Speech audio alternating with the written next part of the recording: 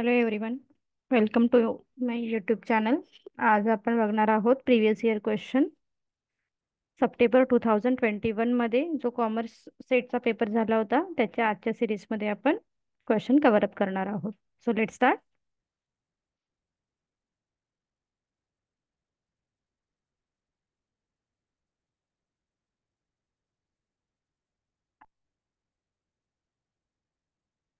Question first बघा काय आहे. A feeling of confusion, insecurity and anxiety caused by the strangers of new environment is termed as cultural lag, cultural conformity, cultural transmission and cultural shock. Okay.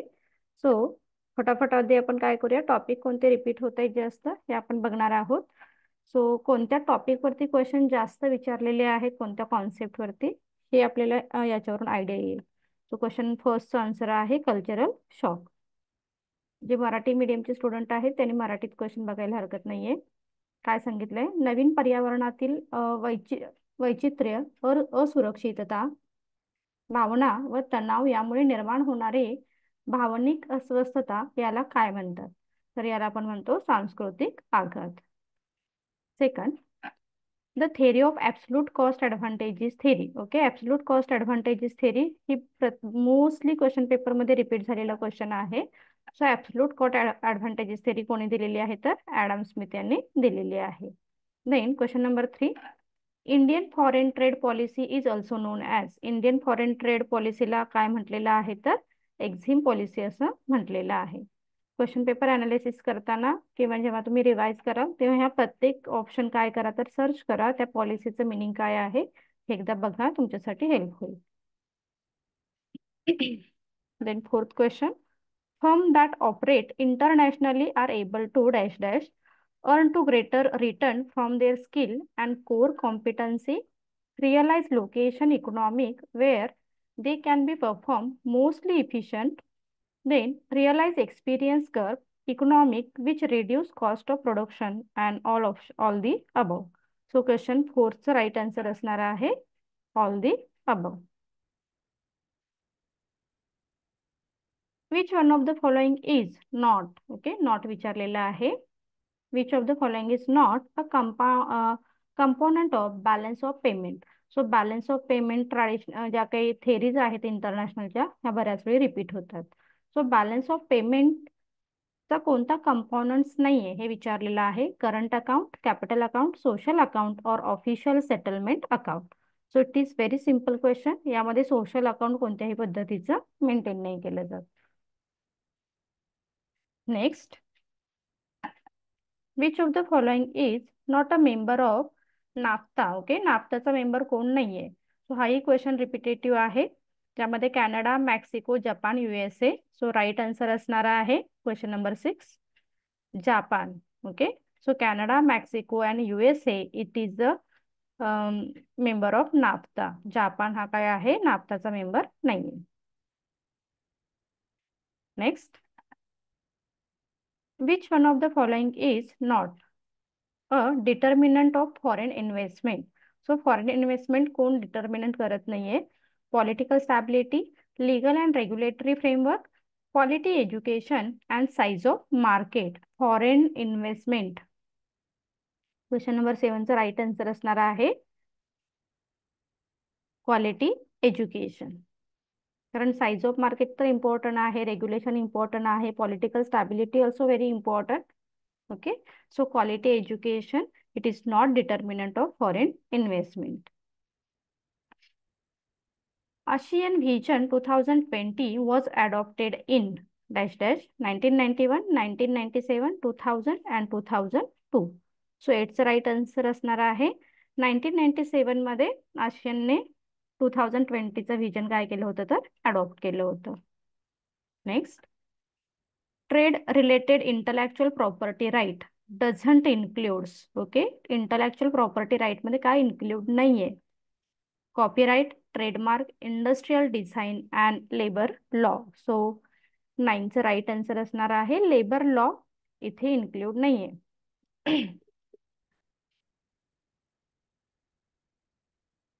Dash dash is a director general of the world trade organization. Okay, world trade ऑर्गनायझेशनचे director, general director कोण आहेत? So question number 10चं right answer, actually question answer key मध्ये right दिलेलं नाहीये. तर एकदा Google search करा आणि डायरेक्टर ऑफ वर्ल्ड ट्रेड ऑर्गनायझेशनचे कोण आहेत एकदा बघू शकता. हा क्वेश्चन ड्रॉप आउट केलेला आहे.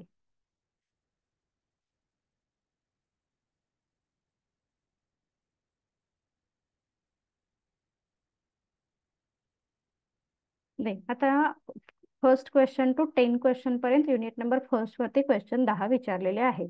सो ह्या 10 क्वेश्चन वरून काय लक्षात आलं आपल्याला, कोणते कोणते टॉपिक रिपीट होत आहेत? World trade organisation, naphtha, Asian. Okay, then हे पॉइंट रिपीट झालेले आहेत. आणि त्याचबरोबर इंटरनॅशनल ज्या काही थेरीज आहेत त्या काय होत आहेत तर मोस्टली विचारलेले आहेत. तुम्ही याच्या आधीचेही क्वेश्चन पेपर जर बघितलात, आपण या सिरीजमध्ये बघणारच आहोत, पण आधीचेही काही क्वेश्चन पेपर बघितलं तर तुमच्या लक्षात येईल हे काही कॉमन टॉपिक आहेत जे प्रत्येक क्वेश्चन पेपरमध्ये काय होत आहेत तर रिपीट होत आहेत. सो विसरू नका, balance of payment, WTO, NAFTA, ASEAN आणि इंटरनॅशनल थेरीज हे इम्पॉर्टंट पॉईंट काय करायचे आहेत आपल्याला इथे नोट डाऊन करायचे आहेत. आता क्वेश्चन नंबर 11 पासून स्टार्ट होतील अकाउंटिंगचे क्वेश्चन. सो बघूया काय आहेत. Inflation accounting is an expected solution over the limitation of dash dash assumption. Inflation accounting मध्ये काय आहे, कोणतं अझम्पशन आहे? Historical cost concept, matching concept, dual aspect concept and convention of consistency. आता ह्या ज्या काही अकाउंटिंगच्या कन्सेप्ट आहेत ह्या सुद्धा इम्पॉर्टंट आहेत. सो क्वेश्चन नंबर 11चा राईट आन्सर आहे historical cost concept. It is the limitation or assumption of inflation accounting. Next, which of the following is not a part of budget? बजेटचा कोणता पार्ट नाहीये असं विचारलेलं आहे. Projected balance sheet, capital expenditure budget, operating budget and budget manual. Okay, so budget manual असा कोणताही type किंवा कोणताही पार्ट हा बजेटमध्ये येत नाहीये. बाकी आपल्याला माहिती आहे these are the part of budget. Next, the amount of sale needed to attain desired profit is calculated by dividing dash dash by the contribution marginal ratio. Fixed cost, desired profit plus fixed cost and variable cost. So 13चा right answer असणार आहे desirable profit plus fixed cost केल्यानंतर आपल्याला काय मिळतं तर marginal ratio contribution मिळतं.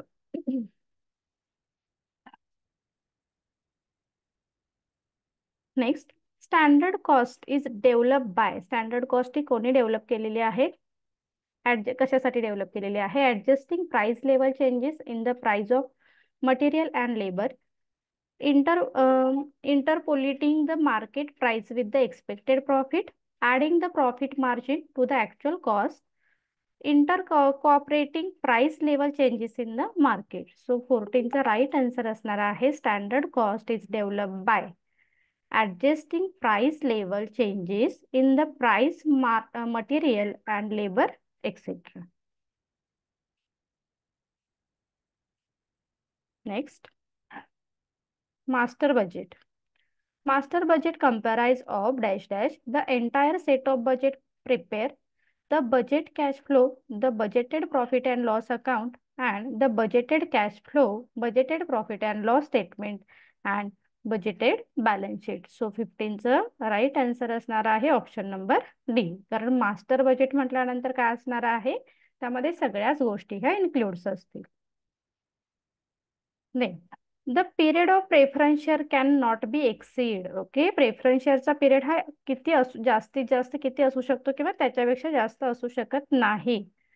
So 20 year पेक्षा जास्त हा प्रेफरन्स शेअरचा पिरियड असू शकणार नाही. Activity based costing bring. आता हा क्वेश्चन 2023च्या आपण लास्ट जो previous year question paper analyse केलेला आहे त्याच्यामध्ये सुद्धा त्याच्यावरती क्वेश्चन विचारलेला आहे. ओके, सो इम्पॉर्टंट कॉन्सेप्ट आहे activity based costing bring accuracy and reliability in the product cost determination by focusing on dash dash in the cost incurrence, cause and effect relation, cost absorption, cost allocation and cost apportionment. So 17 चा right answer असणार आहे cause and effect relationship.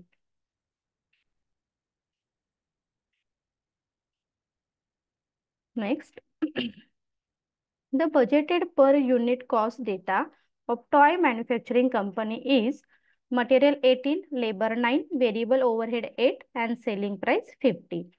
Budgeted production and sales 1,50,000 unit and fixed overhead incurred rupees 4 lakh. The total profit if the price is decreased by 20% and volume of sales is increased 30%. तर answer काय असू शकेल? 18 चा right answer आहे 87,500. Next, a cash flow statement does not show. Cash flow statement काय show करत नाही. आता कॅश फ्लो वरती हा एक क्वेश्चन मोस्टली पेपरमध्ये बघायला मिळतो. Increase in working capital, purchase of machine, whether credit limit is breaches, whether a new loan is availed. Okay, so 19 चा राईट आन्सर असणार आहे क्रेडिट लिमिट ब्रीच वगैरे हे या कुठेही या पद्धतीचे ट्रान्झॅक्शन हे कॅश फ्लो स्टेटमेंटमध्ये रेकॉर्ड केले जात नाहीत. त्याच्यानंतर ऑडिटिंग वरती काही क्वेश्चन आहेत.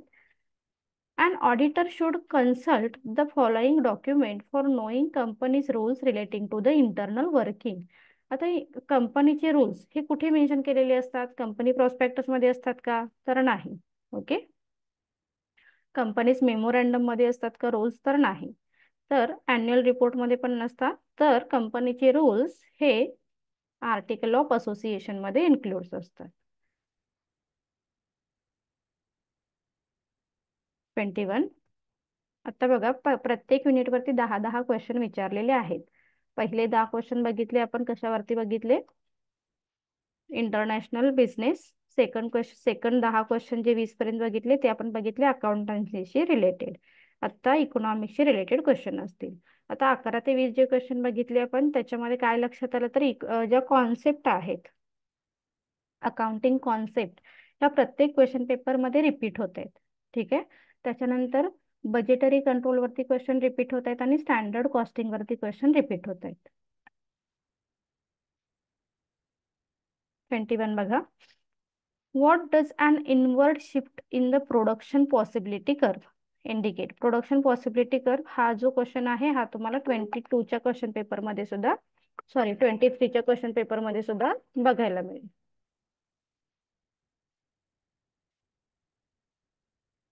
So, economic recession, economic growth, economic strengthen, and hyper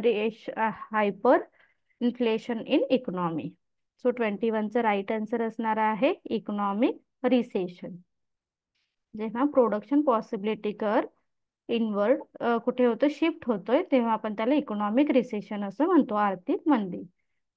what does an inward shift in the production possibility curve. Then, business economics is essentially dash dash applied microeconomics only, applied macroeconomics only, both applied micro and microeconomics only, neither applied microeconomics and microeconomics.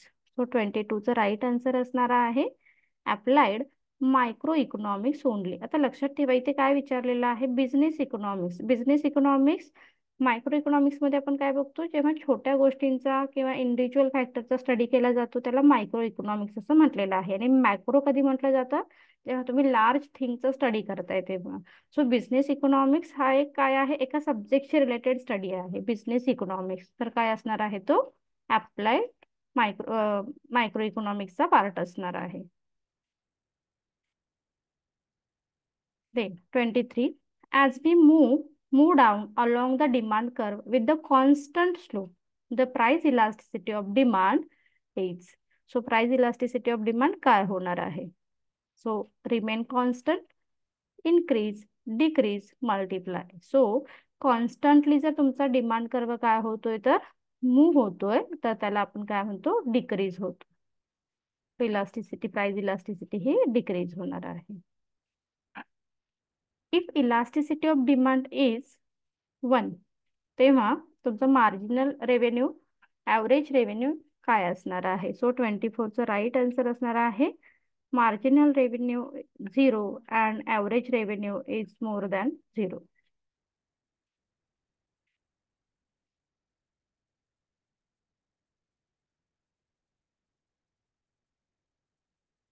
Next, आता next question बघा. Which of the following is not and assumption of law of diminishing marginal utility? कोणतं assumption नाही आहे? Rationality, cardinal utility, homogeneous unit of the commodity, and constant production function. So constant production function हे law of diminishing marginal utility चं assumption नाही आहे. Then which of the following is not read करायला विसरू नका. which of the following is not true case in the law of variable proportion? आता law of variable proportion हा सुद्धा repetitive point आहे. Production technology remain unchanged. Some input are kept fixed during the production. Possibility of change in the factors of proportion and constant return to scale in the all three stages. So याचा right answer असणार आहे option number D.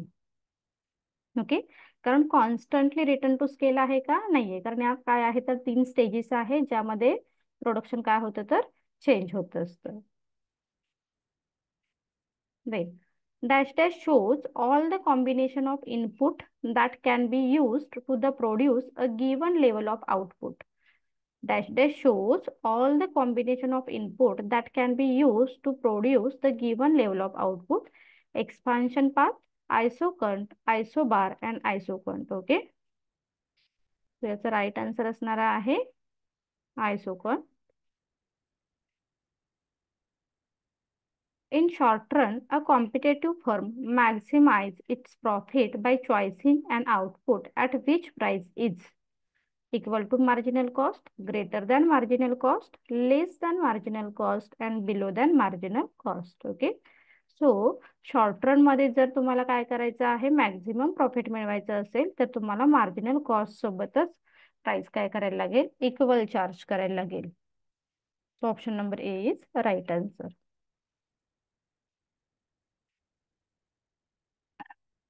The market structure where the monopolist charges different prices of the same commodity, it is known as.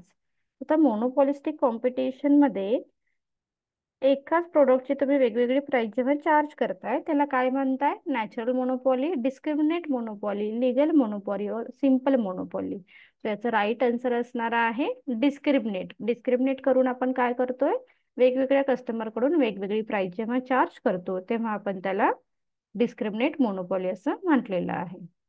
Next बघा. Degree of price discrimination with introduced by AC Pigou. Then under first degree price discrimination consumer surplus is 0. So कोणता option correct आहे हे आपल्याला इथे सांगायचं आहे. So best degree of price discrimination कोणी introduce केलेला आहे तर पिगूने इंट्रोड्यूस केलेला आहे. आणि फर्स्ट डिग्री मध्ये कंझ्युमर सरप्लस काय असतो तर 0 असतो. So both statement are correct. So option number C is right answer. Then 31. If the investor invests his money in the particular commodity and company get bankrupt, it is said to dash dash default risk, business risk, market risk and interest rate risk. Okay. So 32चा right answer असणार आहे option number A, default risk. जसं आपल्याला माहिती आहे की आपण आता डिफॉल्ट रिस्क, एखादा इन्व्हेस्टर त्याला माहिती आहे की त्याने मनी कुठे इंट्रोड्यूस केलेला आहे तर बँकक्रप्ट मध्ये इंट्रोड्यूस केलेला आहे, तर त्याला बाय डिफॉल्ट काय असणार आहे, रिस्क टाईप. आता हे टाइप्स ऑफ रिस्क सुद्धा तुम्हाला प्रत्येक क्वेश्चन पेपर मध्ये बघायला मिळते. इम्पॉर्टंट कॉन्सेप्ट आहे types of risk. Next, degree of financial leverage. आता हे 31 पासून फिनान्शियल मॅनेजमेंटचे क्वेश्चन चालू झालेत बरं. आता आपला इकॉनॉमिक्स इथे कम्प्लीट झाला 30 क्वेश्चन पर्यंत. सो 30 क्वेश्चन पर्यंत काय लक्षात आलं, 31 आपला राहिला का घ्यायचा? ओके, हो 31.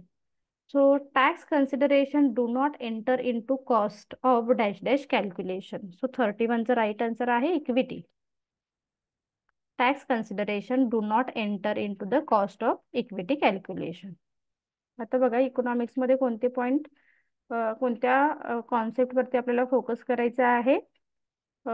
डिग्री ज्या 3 टाइप्स ऑफ डिग्री आहेत त्याच्यावरती, त्याच्यानंतर मार्केट स्ट्रक्चर वरती तुम्हाला काय करायचं आहे, कॉन्सन्ट्रेट करायचं आहे. त्यामध्ये perfect competition, monopoly competition, monopolistic competition आणि ऑलिगोपॉली कॉम्पिटिशन आहे. अजून काय बघितलं आपण, त्यामध्ये शॉर्ट रन आणि लॉंग रन आहे. त्याच्यामध्ये प्रोडक्शन कशा पद्धतीने घेतलं जातं, व्हेरिएबल कॉस्ट ऑफ प्रोडक्शन, वेगवेगळे जे आयसोकंट कर्व आहेत, ते इंडिफरन्स कर्व आहे, ते कर्व सुद्धा विचारले जातात. आणि स्टेजेस ऑफ प्रोडक्शन हा सुद्धा पॉइंट काय आहे तर महत्वाचा आहे. सो हे काही कॉमन टॉपिक आहेत, हे प्रत्येक वेळी रिपीट झालेले बघायला मिळतात. बघूया आपण आता फायनान्सचे क्वेश्चन. सो फर्स्ट रिस्क हा क्वेश्चन एक रिपीट झालेला आहे. 32 बघूया काय आहे. Degree of financial leverage is measure in the relationship between, कशा पद्धतीने एक फॉर्म्युला तुम्हाला लक्षात ठेवायला लागेल. सो 33 चा राईट आन्सर असणार आहे EPS and EBIT, earning per share and earning before interest and tax. आता जर तुम्ही थोडंसं ऑब्झर्वेशन केलं तर तुमच्या लक्षात येईल 33चं ए आन्सर आहे, देन 31चं ए आन्सर आहे, देन इथे सुद्धा 31, 32, 33 ए आन्सर आहेत. तर अशा वेळी आपण एक्झाममध्ये काय होतो तर कंटिन्युअस ए आन्सर असतील असं नाही, म्हणून आपण काय करतो थोडंसं कन्फ्यूज होतो. तर लक्षात ठेवा, हा एक महाराष्ट्र सेटमध्ये थोडंसं ऑब्झर्वेशन केलं तर तुमच्या लक्षात येईल काही ठिकाणी continuous D D D D answer आहेत, बी बी बी असे आन्सर आहेत, ए असे आन्सर आहेत. तर आपल्या नॉलेजवरती विश्वास ठेवा. ओके, आपण ज्या कॉन्सेप्ट क्लिअर केलेले आहेत याच्यावरती फोकस करा. म्हणजे ऑप्शन ए चालेला आहे, बी चालेला आहे, याच्याकडे बघू नका. 34 बघूया आपण. In accept and reject decision हे कशावरती बेस असणार आहे. जेव्हा आपण एखाद्या प्रोजेक्टमध्ये इन्व्हेस्टमेंट करतो तेव्हा ऍक्सेप्ट रिजेक्ट डिसिजन हा वेगवेगळ्या मेथडवरती काय होतो, चेंज होतो. So NPV and IRR, net present value and internal rate of return method produce identical result. Net present value and internal rate of return method produce different result. NPV and IRR method are indifferent, and NPV and IRR never use the evaluation of the project.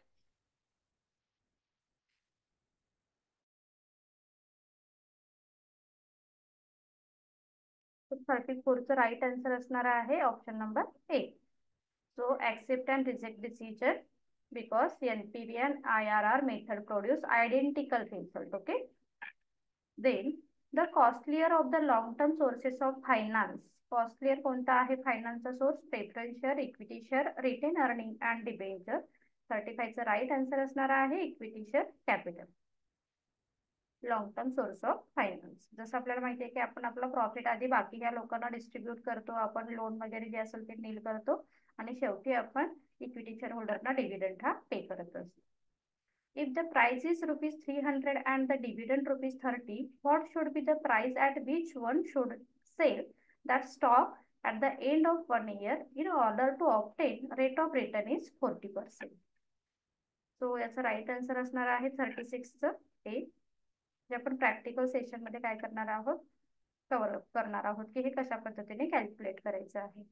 आता फक्त आपण question आणि topic identify करतोय की कोणते topic काय करतायत तर मोस्टली रिवाइज होत आहेत.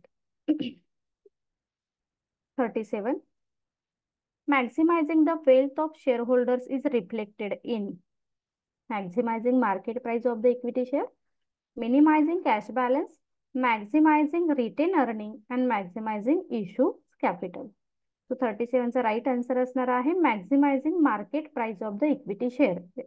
इक्विटी शेअरची व्हॅल्यू तुमची मार्केटमध्ये कशी आहे याच्यावरून वेल्थ ऑफ शेअर होल्डर्स काय होत असतात तर डिफाईन होत असतात.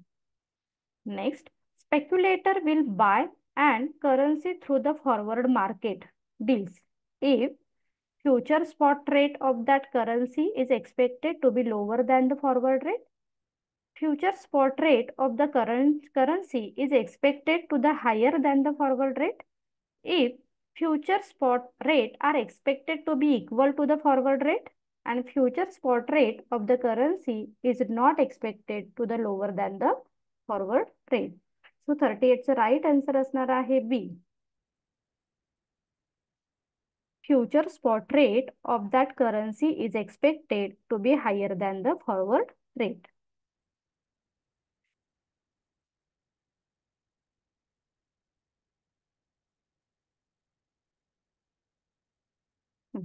क्वेश्चन नंबर 30 बघा.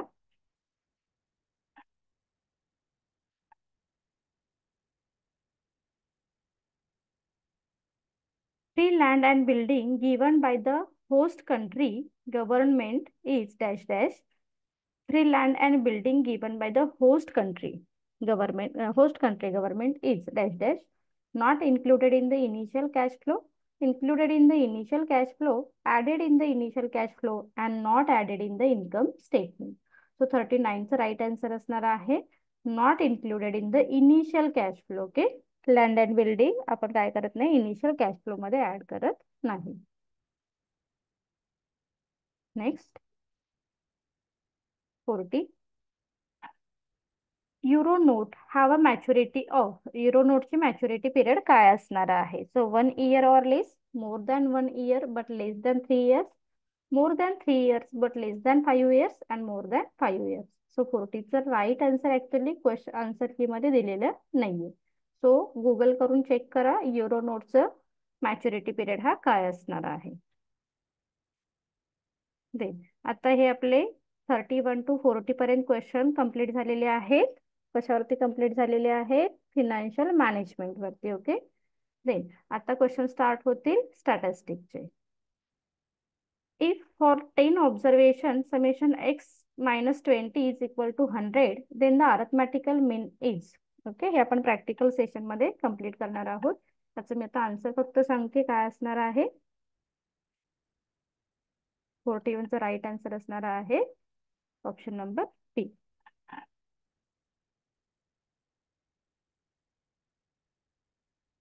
Next, state which of the following statement is true. Arithmetical mean is proper representation of the group if the statement deviation is smaller. Arithmetical mean is proper representation of the group if the standard deviation is larger. Arithmetical mean is proper representation of the group irrespective the standard deviation, and smaller the standard deviation, smaller will be the arithmetical mean. Okay, so याचं right answer असणार आहे question number 42 चं option number A. Arithmetical mean is proper representative of the group. कधी represent करेल arithmetical मीन proper वेने जर standard deviation हा काय असेल तर स्मॉलर असेल. लक्षात ठेवा, स्टँडर्ड डेव्हिएशन स्मॉलर असेल तर अरिथमॅटिकल मीन ॲक्युरेट रिप्रेझेंटेशन करू शकतो. नेक्स्ट, सो 43 चा राईट आन्सर बघूया आपण काय आहे. 43 चा राईट आन्सर आहे option number C. Practical session मध्ये कंप्लीट करू आपण. 44. It has been found that the number of mistake per page in the book follow Poisson probability distribution with parameter 2. Then the probability that there is no mistake and certain page is. तर 44 चं right answer असणार आहे option number B.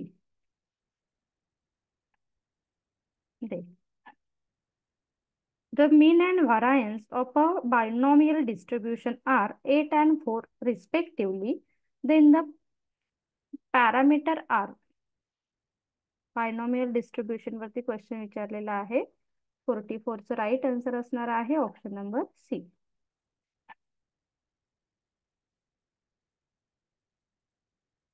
The area under the standard normal curve between the line of the point minus 1.96 and plus 1.96 is. काय असणार आहे 46 चं right answer असणार आहे 95%. Then, in order to test equality of the population means of two groups when their standard deviation are unknown, we use आता लक्षात ठेवा, हे आपल्या कोणत्या टेस्ट आपण काय करू शकतो, यूज करू शकतो. सो 47चा राईट आन्सर असणार आहे ऑप्शन नंबर बी. काय विचारले, in order to test equality of the population between two group where standard deviation are unknown. Standard deviation आपल्याला माहित नाहीये, तर अशा वेळी दोन ग्रुपमध्ये जेव्हा आपल्याला कंपॅरिझन करायचं आहे, त्याच्यासाठी आपण ती टेस्ट काय करतोय तर यूज करतोय. आता ही जी टेस्ट ऑफ हायपोथेसिस आहेत, त्या सुद्धा तुम्हाला प्रत्येक क्वेश्चन पेपरमध्ये विचारलेल्या आहेत. त्याच्यानंतर मेजरमेंट ऑफ सेंट्रल टेंडन्सी वरती क्वेश्चन रिपीट झालेले आहेत, प्रोबॅबिलिटी वरती क्वेश्चन रिपीट झालेले आहेत, स्टँडर्ड डेविएशन वरती क्वेश्चन रिपीट झालेले आहेत.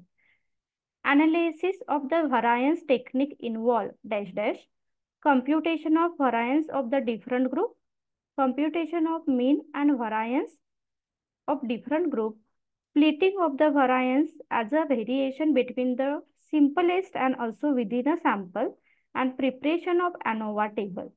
48 चा राईट आन्सर असणार आहे option number C. Analysis of variance technique involve splitting the variance as a variation between sample as well as within the sample. Okay, between sample and within the sample मध्ये तुम्ही analysis of व्हरायन्स technique हे काय करू शकता, use करू शकता. लक्षात ठेवा, अनालिसिस ऑफ व्हरायन्स टेक्निक्स कधी यूज करू शकता, splitting of variance as a variation between sample and within sample मध्ये यूज करू शकता. Next 49, a research which aim at finding a solution at an immediate problem facing a society or the business organization, it is called as. आता हे types of रिसर्चचा question आहे. जेव्हा तुम्ही immediate problem solve करण्यासाठी कोणता research type काय करता, use करताय. सो लक्षात ठेवा अप्लाइड, कारण आपण इमिजिएट प्रॉब्लेम, लक्षात ठेवा हा याचा कीवर्ड आहे. इमिजिएट प्रॉब्लेम सोल्युशन साठी नेहमी आपण काय करतोय, अप्लाइड रिसर्च यूज करतोय. तर हाच क्वेश्चन तुम्हाला क्वेश्चन पेपर फर्स्ट मध्ये पीवायक्यू मध्ये बघायला मिळेल, ऍज वेल ऍज नेट मध्ये हा क्वेश्चन खूप वेळा रिपीट झालेला आहे. Last question, arrange the following step in the report writing in appropriate order. आता तुम्हाला काय करायचंय, रिपोर्ट रायटिंग करायचं आहे अप्रोप्रिएट ऑर्डरने. तर कोणता स्टेप्स तुम्ही काय कराल, फॉलो कराल. Preparation of rough draft, logical analysis of the subject matter, preparation of the final draft, preparation of the final bibliography and rewriting and polishing of the rough draft. Okay, so इथे त्याचे काय केलेले आहेत, तुम्हाला option दिलेले आहेत. तो 50चा right answer असणार आहे ऑप्शन नंबर बी. सिक्वेन्स बघा, पहिल्यांदा आपण काय करणार आहोत, logical analysis of the subject matter. Okay, त्याच्यानंतर आपण काय करू, preparation of the final outline. आपण फायनल आउटलाईन प्रिपेअर करू. देन त्याच्यानंतर आपण preparation of rough draft complete करू. Then rewriting and polishing rough draft, आणि मग आपण शेवटी काय करणार आहोत, तर preparation of the final bibliography. ही नेहमी शेवटी असते, लक्षात ठेवा. सो ह्या एका कीवरून सुद्धा तुम्ही काय करू शकता, तर तुमच्या लक्षात येईल. हे दोन ऑप्शन आपण जर सिलेक्ट केले तर इलिमिनेशन मेथड चॉईस करून काय करायचे, तर अशा टाईपचे क्वेश्चन हे अटेम्प्ट करायचे. आता इथे आपले स्टॅटिस्टिकचे क्वेश्चन काय झालेले आहेत, तर कम्प्लीट झालेले आहेत. देन याच्यानंतर क्वेश्चन स्टार्ट होत आहेत business management and human resource management वरती, जे आपण पुढच्या पार्टमध्ये काय करणार आहोत, अगेन उरलेले जे 50 क्वेश्चन आहेत ते कम्प्लीट करणार आहोत. सो आता आपण स्टॅटिस्टिकचे जे क्वेश्चन बघितले, यामध्ये टॉपिक कोणते रिपीट झाले लक्षात आलं का. याच्यामध्ये आपण स्टँडर्ड डेविएशन, त्याच्यानंतर काय बघितलं आपण, स्टँडर्ड डेविएशन रिपीट होतं. आणि हे जे लास्टचे दोन क्वेश्चन होते, हे पहिल्या पेपर मधले क्वेश्चन आहेत, जे इथे स्टॅटिस्टिकच्या अंडर विचारलेले आहेत. ओके, टाइप्स ऑफ रिसर्च आहे. त्याचबरोबर प्रोबॅबिलिटी वरती, बायनॉमियल डिस्ट्रीब्युशन वरती क्वेश्चन स्टॅटिस्टिक मध्ये रिपीट होत आहेत. आणि most important topic standard deviation. So याच्या बेसिक कॉन्सेप्ट तरी तुम्हाला माहित असणं इम्पॉर्टंट आहे. होपसो तुम्हाला आजचा व्हिडिओ आवडला असेल तर लाईक करायला विसरू नका आणि सबस्क्राईब करायला विसरू नका. ह्या सिरीजमध्ये आपण सगळे क्वेश्चन पेपर काय करणार आहोत, अनालाइज करू, इम्पॉर्टंट टॉपिक फाइंड आउट करून अगेन आपण ते प्रत्येक टॉपिक काय करणार आहोत, तर डिटेल बघणार आहोत. थँक्यू.